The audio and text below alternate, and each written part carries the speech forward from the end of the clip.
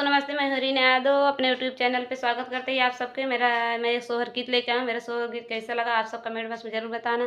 मचिया त बैठी सासू त बहू हरिया रज करई बहू हरिया रज करई हो सासू हमारे भाई लालनवा त शोभावन नानी का लागई भावा नानी का लगाई हो सासू हमारे भाई लनवा भावा नानी का लागई भावा नानी का लगाई हो सासू घर घर गोती न बोलावत सोहर गवावत सोहर गवावा हो सासू हंसी हंसी पानावा का टावत सोतिन के खियावत गोतिन के खियावा हो सासू हंसी हंसी पाना वाला गावत गोतिन के खियावत